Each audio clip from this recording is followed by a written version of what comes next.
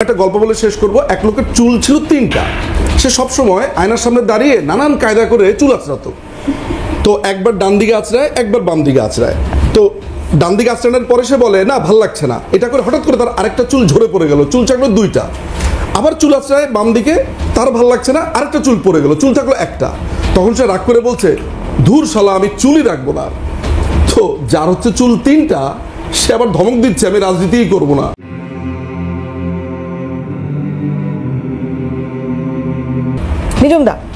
অনেক অনেক ধন্যবাদ। এখানে একটু আগে যে ভদ্রলোক কথা বললেন, তিনি তার বক্তব্যের শুরুতে বলেছেন যে আমি কারো কথাতে বাধা দেব না।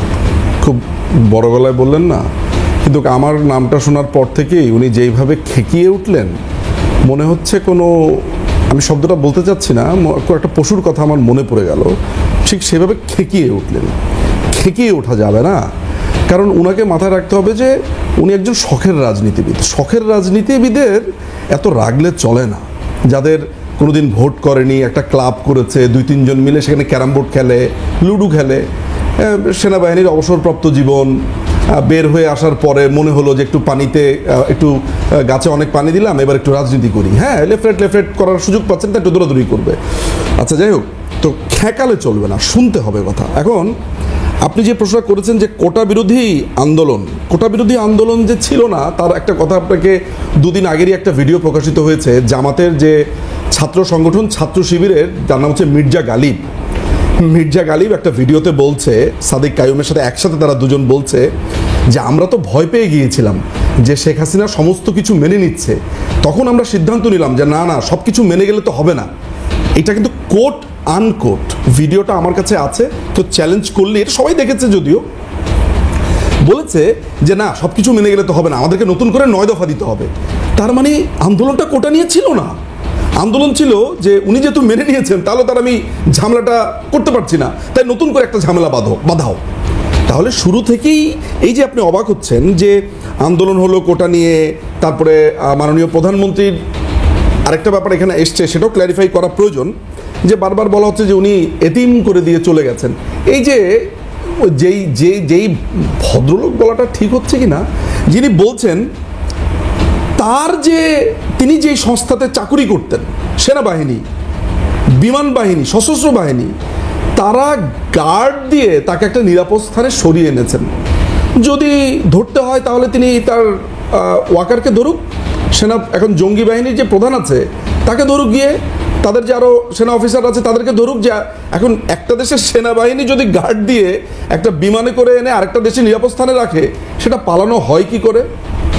হ্যাঁ, আসলে ক্লাবে বসে থেকে ক্যারাম বোর্ড খেললে আর লুডো এবং দাবা খেললে দেশের রাজনীতি বোঝা যায় না। এই যে বারবার করে এখানে বলা হচ্ছে যে আপনার একটা বাসের ভেতরে একজন নারীর ধর্ম জানতে চেয়ে তাকে ধর্ষণ করেছে। আমি একটা জিনিস লক্ষ্য করেছি, এর আগে ভারতকে নানানভাবে দোষী সাব্যস্ত করা হতো, এইটা হয় সেটা হয়, ভারতের একটা ঘটনা ঘটলে বাংলাদেশে সেইটা নিয়ে রীতিমতো আলোচনা হয়। কিন্তু ভারত যখন বাংলাদেশের কোনো একটা রাজনৈতিক বিষয় নিয়ে কথা বলে, তখনই বলে যে আপনাদের আমেরিকা থেকে লোক পাঠিয়ে দিচ্ছে, আপনি ওইটা বাদ দিয়ে এটা নিয়ে কথা বলেন না কেন? কই, আমি তো এই সব ধরনের লোককে কখনো দেখলাম না যে বাংলাদেশে যে সৌদি আরবে যেসব নারীরা যায় সেখানে ধর্ষিত হয়, তাদের যে পেয়ারের যে সৌদি আরবের হুজুররা সেগুলো করে, এবং নানানভাবে বাংলাদেশের মধ্যপ্রাচ্যে যেসব শ্রমিকদেরকে আপনার নানানভাবে নির্যাতন করা হয়, কখনো তো আমি ওনাদেরকে এগুলো নিয়ে কথা বলতে দেখলাম না, অন্যকে উপদেশ দিচ্ছে। আর সবচাইতে আশ্চর্য ব্যাপার যেটা লাগছে, যে ভারতের কোনো টিভি চ্যানেল কিভাবে কথা বলবে সেটা শিখিয়ে দেওয়া হচ্ছে বারবার। মানে তাদের ধারণা যে বাংলাদেশে তারা যেভাবে কথা বলে, এই খবর প্রকাশ করা যাবে না, ওই খবর প্রকাশ করা যাবে না, আপনি আমার কথা বলবেন, আমার ক্যারাম বোর্ড খেলা সবসময় দেখাবেন, আমি যে একটা ক্লাব বারবার সেটা দেখাবেন, আমি একজন শখের রাজনীতিবিদ সেটা দেখাবেন, আমি কিভাবে ফুল দিচ্ছি সেটা দেখাবেন। ভারতের মিডিয়া তো এটা না, ভারতের মিডিয়া সেটাই বলবে যেটা তার বলা উচিত। ফলে প্রশ্নটা যেটা ছিল যে এটা কোটা বিরোধী আন্দোলন ছিল না, আর এই যে আপনারা যা দেখছেন, এটাই তাদের মনে ছিল, এই দেশকে তারা পাকিস্তান বানাতে চায়। এবং এই সেনাবাহিনীর ভিতরে থাকা এই শখের রাজনীতিবিদরাই এই সাহায্যটা এখন করছে, যাদের কোনো কাজ নেই অবসর জীবনের পরে। এদেরকে বলা হয় হাঁটুর নিচে, আচ্ছা থাক, ওইটা বললাম না, হাঁটুর নিচে বুদ্ধি অনেকেরই থাকে। তো শখের রাজনীতিবিদ, হাঁটু নিচে বুদ্ধি, এরা এখন এসব বলছে। বুদ্ধিটা আগে একটু কোমরের উপরে উঠুক, একটু মাথা পর্যন্ত যাক।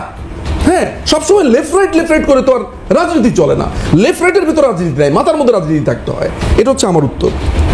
আফসারি সাহেব খুবই মাইন্ড করেছেন হাঁটুতে বুদ্ধি বলার কারণে। দেখুন, ওনার তো উচিত ছিল যে আমি যে ভুল বা আমার কথা ঠিক না এটা প্রমাণ করা। উনি বলছেন যে উনি আবারও প্রমাণ করলেন যে আমি যা বলছি তাই। কেন বলছি? দেখুন, বিডিআরের যে ঘটনাটা ঘটেছে সেখানে বলছে যে এটা ভারতের সাহায্যে হয়েছে। প্রমাণ কোথায়? কোন আদালতে প্রমাণিত হয়েছে? কোন সভাতে প্রমাণিত হয়েছে? কোথায় প্রমাণিত হয়েছে? কোন তদন্তে প্রমাণিত হয়েছে? সে তদন্ত রিপোর্ট কোথায়? আমরা জানি না। অর্থাৎ এই ধরনের কাউকে খুনি বলে দেওয়া যায় কোনো প্রমাণ ছাড়া। বলেছে আওয়ামী লীগ একটি সন্ত্রাসী সংগঠনের নাম। বাংলাদেশে এখনো পর্যন্ত বাংলাদেশ আওয়ামী লীগকে কি নিষিদ্ধ করা হয়েছে?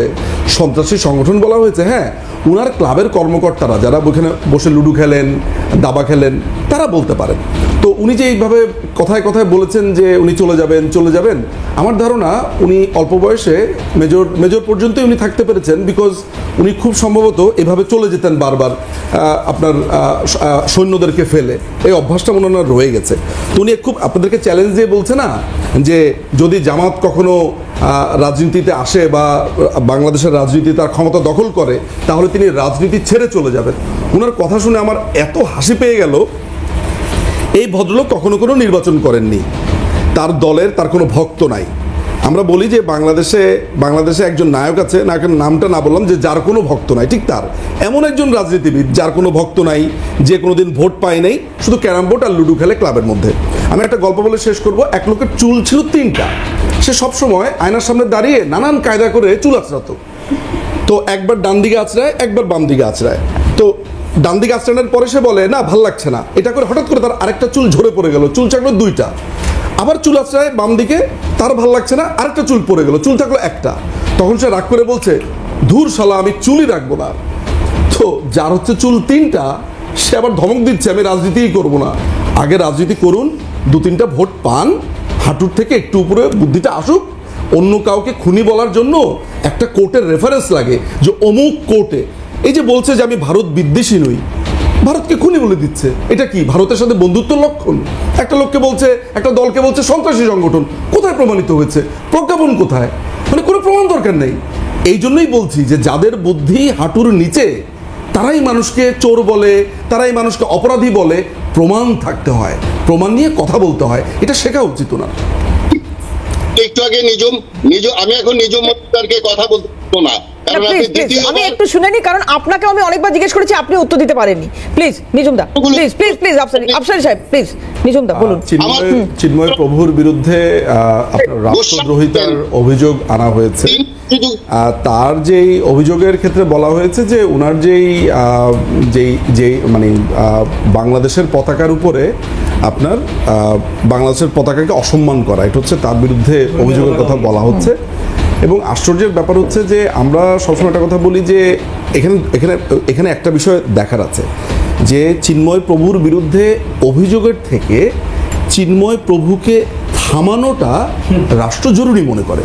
এখানে অপরাধটা কিন্তু মূল বিষয় না। আপনি যে প্রশ্নটা আমার কাছে করতে চান সেটা হচ্ছে যে তিনি কি আদৌ কোনো অপরাধ করেছেন? এখনো পর্যন্ত তিনি ইনোসেন্ট, কোনো আদালতে প্রমাণিত হয়নি, ট্রায়াল শুরু হয়নি, শুধুমাত্র হেনস্থার মধ্য দিয়ে যাচ্ছে। ফলে চিন্ময় প্রভুর ব্যাপারে আপনি যদি আইনি প্রশ্নটা আমাকে করেন, আইনি অভিযোগটা আনা হয়েছে খুবই হাস্যকর রাষ্ট্রদ্রোহিতা।